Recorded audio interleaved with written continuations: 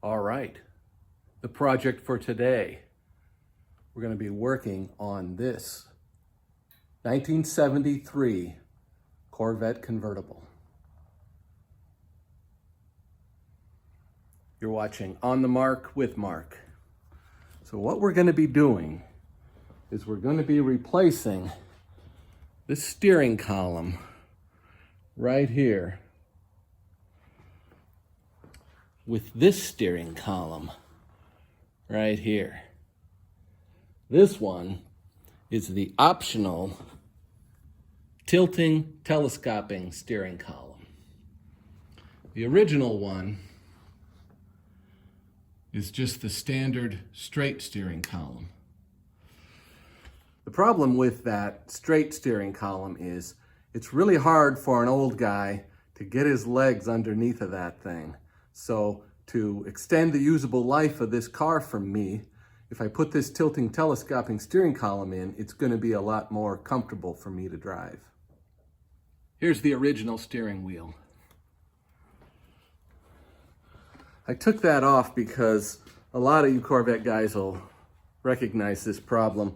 Something happens inside of that vinyl on that steering wheel where there's a metal a ring in there that starts to rust.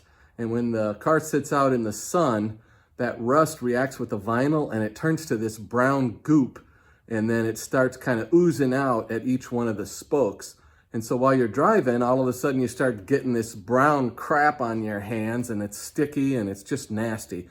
I don't think there's anything you can do about it, so I took it off. And then I wanted a kind of a smaller steering wheel, so that's where I came up with this one right here. That's when I bought this one. This was just one that I found on eBay. I don't remember how much I paid for it, but I think it's a really good look. I really like it. But I do autocross, and a 3-spoke steering wheel for me is a lot easier to turn than a 4-spoke, because it's just one more spoke you got to try to miss with your hands when you're trying to turn the steering wheel. So then I came across this steering wheel on eBay. Wasn't real expensive. It's nice and fat, has a really comfy cush of a grip to it, and the back side has little grips on it for your fingers. So I think I'll really be able to wrestle this steering wheel around good. So let's get started. The first thing I did that I think is going to make this job a little bit easier is I took my driver's door off. Now, I have some other issues with my driver's door, so there was another reason to take it off. But when the car is on the lift here, you can see your access kind of gets limited. And then when the door comes out and hits on the post here, you don't have a lot of room really to get in there. So it just seemed like a good time to take that door off. And I was considering also possibly taking the seat out if that gives me a little more room. But we'll see how it goes. The first thing I did after taking off the door was I disconnected the battery, because we are going to be unplugging the electrical connections for the steering column. So I just like having all that kind of stuff disconnected if I'm going to be working on a car. So the next thing is we're going to disconnect this column right here at this rag joint here. So this is a 9/16 nut.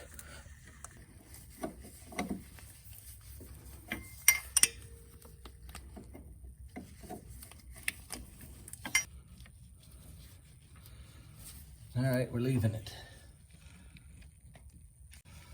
Okay, now I have spun the steering wheel around 180 degrees, and now we're getting the one on the other side.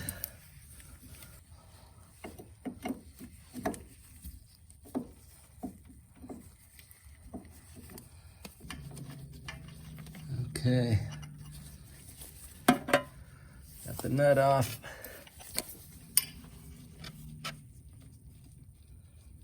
This lock washer came off, no problem.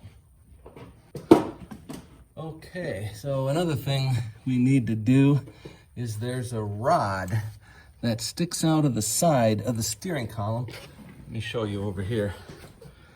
Here's the new column that's going in. And here it is, clear down here. This rod right here, this is what locks the steering column. Now, if it's an automatic transmission, this gets slid into the locking position when you put the car in park.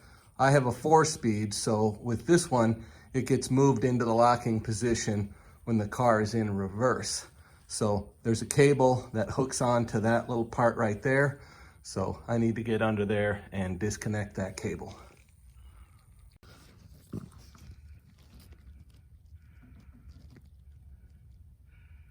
Right there. So that is right under the power brake booster. So not the easiest to get to, but that shouldn't be too bad.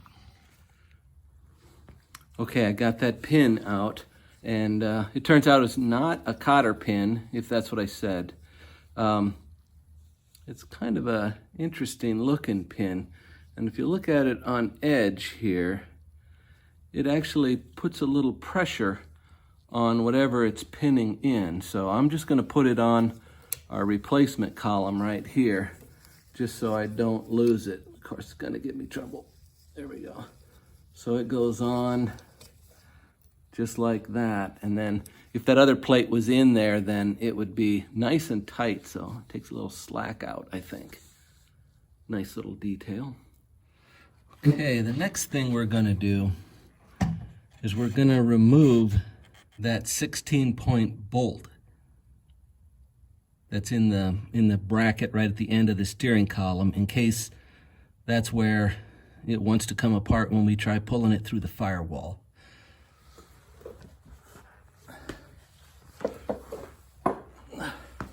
Okay, it took quite a stack of extensions to be able to get in there decent like and undo that. That was a 7/16 inch 16-point socket, and here's the bolt out of there, and here's what I was taking it out of. This is my new one that came with this steering column, and if you look on the side of this steering column, I don't know if you can see that. Let me hold this up a little bit.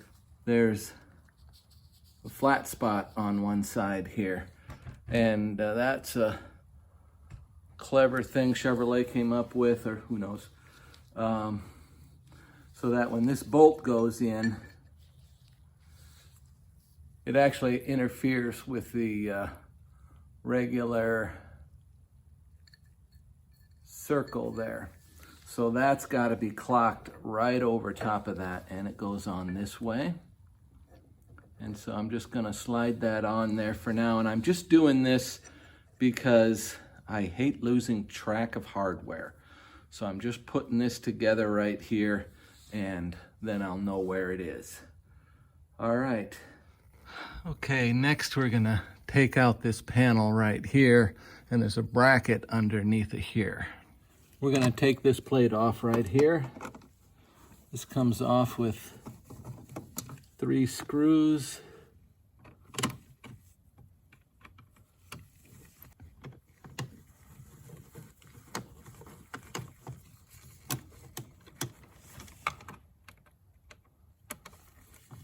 This was loose. Let's see. Nope. Okay, there you go. Right in that plate, and set this aside so you can see this little bracket here. I've got 2 aftermarket things on here. This is the button that opens and closes the headlights without turning the headlights on, so that you can clean the bugs off of them.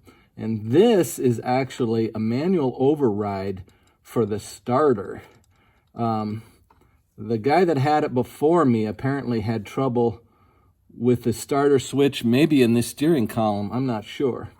And then this switch right here, this runs an auxiliary fan that I added to the radiator. And I did it in kind of an interesting way. There's actually a light bulb in this switch, and the fan has a thermostat switch on it. So if that fan turns on because the radiator says I'm hot enough, then the light comes on this switch, whether the switch is on or not. And if you manually turn it on, then the light also comes on. So I thought that was kind of an interesting way of doing it so that I could, you know, kind of keep the pulse of what the car is doing a little bit better, keep an eye on that, but knowing whether or not that fan is running. Now, as it turns out, that light bulb isn't bright enough to see in the daylight, and with the convertible top and you got a lot of sun shining in, you can't tell. So that was a big swing and a miss. You can see it at night, though, so that sort of works. But the other thing is if you're not getting on it and you listen carefully, you can hear it running. So still not a big deal. Oh, this is to zero the trip meter right here. Let's see. I'm not sure how it even works. Yeah, you turn it in, push it in, and spin it. Honest to God, I think it's the first time I've ever done it. There. Okay, my trip meter set to 0. All right, the next bolts that we got to remove are on the firewall. Well, there's these bolts here too, but I don't think we want to do those first.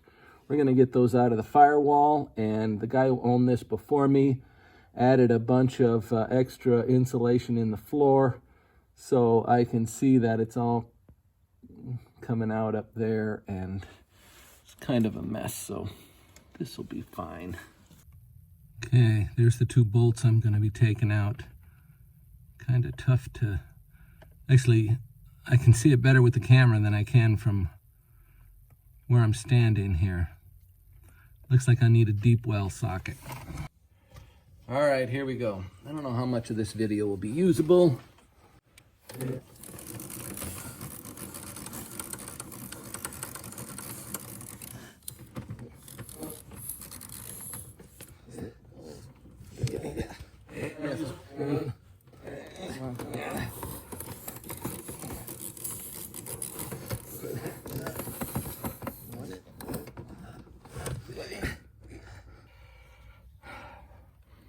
Much time later, I have these 2 nuts off of the bolts that were coming through the firewall.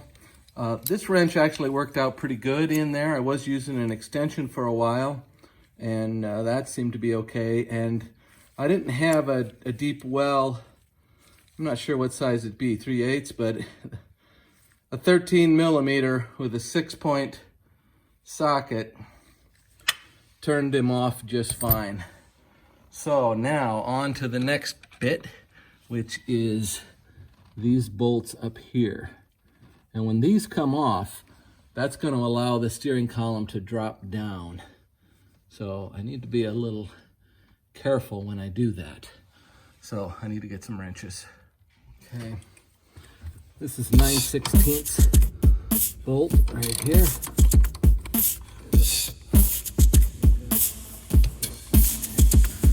Hand in grease. Ew. There we go.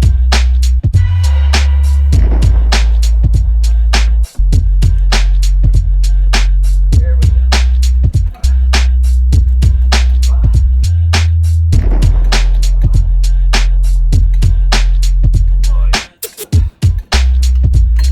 Let's take another look underneath.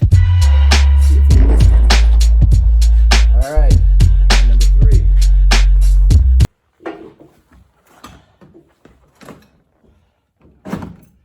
There it is. Now I've got to unplug some wires. She should be loose.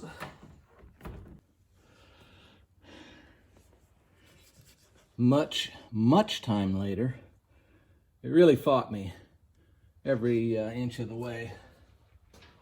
I ended up dropping the steering wheel off of it so that I could lower the steering column a little bit more, and that helped that bracket out there on the end to pass through. Now I'm down again to disconnecting this these connectors. There's some electrical connectors here. And I gotta just pull up this little tab, and boom, that comes apart. Now, things I can snag on.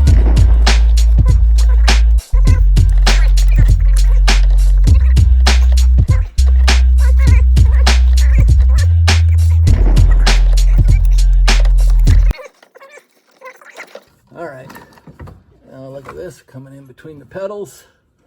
Okay, out of those last wires. There. Oh my gosh.